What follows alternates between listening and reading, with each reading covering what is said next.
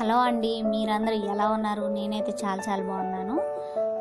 మీరు కొత్తగా ఎవరైనా నా ఛానల్ని చూస్తున్నట్టయితే సబ్స్క్రైబ్ చేసుకోండి, లైక్ చేయండి, మీకు నచ్చితే షేర్ కూడా చేయండి. ఈరోజు స్పెషల్ ఏంటంటే మా ఊరి ఉగ్గాని అండి. ఈ ఉగ్గానికి కావాల్సిన పదార్థాలు బొరుగులు. ఆ బొరుగులతో ఈ రెసిపీ చేస్తారండి. చాలా సింపుల్గా ఉంటుంది, కానీ చాలా రుచిగా టేస్టీగా కూడా ఉంటుంది. సో ఒక పాత్రలో నేను వాటర్ తీసుకున్నాను. ఆ వాటర్లో ఏం చేస్తున్నానంటే ఈ బొరుగులు తడిపి వాటిని పిండి, అవి వాటర్ అబ్జర్వ్ చేసుకున్నాక పిండి వాటిని తీసి నేను ఒక ప్లేట్లో పెట్టుకుంటాను. అవన్నీ అట్లా కంప్లీట్ చేసుకున్నాక వాటిని ఒక ప్లేట్లో తీసుకున్నాను. ఇప్పుడు అవనేవి నేను పక్కన పెట్టుకుంటున్నానండి. ఇప్పుడు మనం గ్యాస్ స్టవ్ మీద ఒక పాత్ర అయితే పెట్టుకుందాము, ఒక కడాయి. సో వాటికి కావాల్సిన పదార్థాలు ఇప్పుడు మీకు చూపించాను కదండి. పల్లీలు, ఆనియన్స్, పచ్చిమిర్చి. ఇప్పుడు మనం పోపుకి సరిపడినంత ఆయిల్ వేసుకుందాము.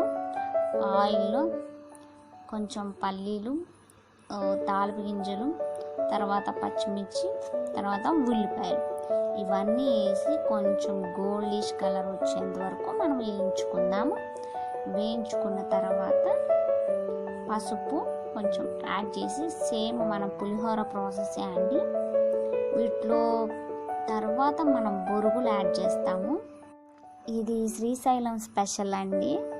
మా ఊళ్ళో ఇది చాలా ఫేమస్. ఇక్కడికి వచ్చిన వాళ్ళంతా ఉగ్గాని బజ్జీ అని చెప్పేసి తింటూ ఉంటారు. మరి ఎవరినైనా అడగండి, శ్రీశైలంకి వెళ్ళే భక్తుల్ని కానీ ఎవరినైనా, అక్కడ ఉగ్గాని బజ్జీ ఫేమస్ అండి. సో ఇప్పుడు నా తాలింపు అనేది వేగిపోయింది. దాంట్లో కొంచెం మనం తగినంత పసుపు యాడ్ చేసుకుందాము. సరిపడినంత, అంటే మన యొక్క బొరుగులకి సరిపడినంత, తగినంత సాల్ట్ కూడా యాడ్ చేసేసి, లాస్ట్లో నేనేం చేశాను అంటే బొరుగులు ఉన్నాయి కదండి, అవన్నీ మనం తడిపి ఒక ప్లేట్లో పెట్టుకున్నాం కదా, అవి తీసుకొని వీటిలో కలిపేస్తాను. ఈ రెసిపీ తెలియని వాళ్ళ కోసమే అండి.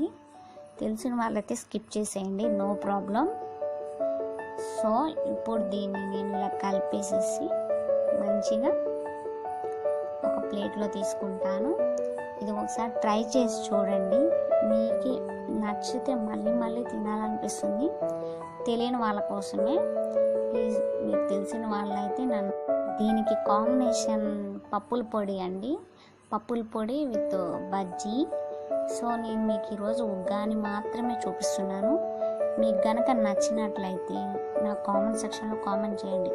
దానికి తగ్గ పప్పుల పొడి ఎలా చేయాలని అది కూడా చేసి చూపిస్తాను. Thanks for watching. Please subscribe.